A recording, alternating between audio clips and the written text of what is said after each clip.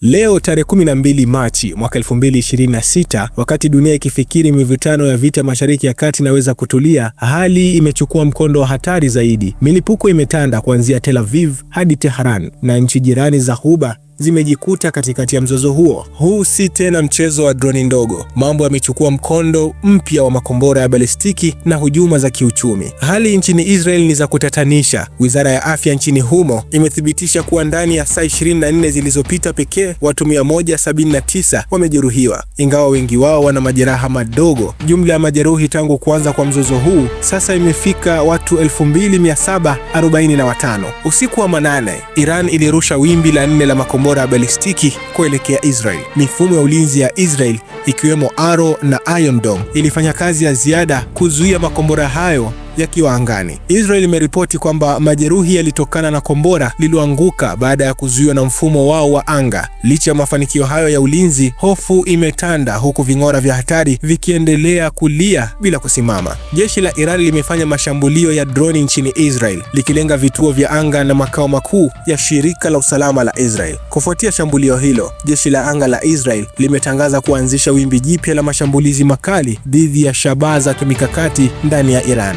Kwa upande mwingine, kamandi kuu ya Marekani yani CENTCOM imethibitisha kupitia video kuwa imeteketeza ndege kadhaa za Iran katika uwanja wa ndege wa Kelman. Ndege zilizoharibiwa ni pamoja na Lockheed C-130 na P-3, ndege ambazo Iran ilipewa na Marekani kabla ya mapinduzi ya Kiislamu ya mwaka 1979. Kauli zinazotolewa na Marekani ni nzito na za dhihaka, wakisema kwamba utawala wa Iran sasa unapoteza uwezo wake wa anga kila kukicha. Kufikia sasa, vita hivi vimevuka mipaka. Nchini Kuwait, droni za Iran zimeshambulia uwanja wa ndege wa kimataifa na kusababisha uharibifu mkubwa wa mali. Nako Bahrain, hali ni mbaya zaidi, ambapo matanki ya mafuta ya eneo la Muharrak yamepigwa na kusababisha moto mkubwa usiozimika. Mamlaka nchini humo zimetoa onyo la dharura kwa wakazi kufunga madirisha na kubaki ndani ili kujilinda na moshi wa sumu unaotokana na mafuta yanayoungua. Wachambuzi wa kijeshi wanasema hatua ya Iran kushambulia vituo vya nishati katika nchi za Ghuba ni mikakati ya kuvuruga soko la mafuta duniani na kushinikiza Marekani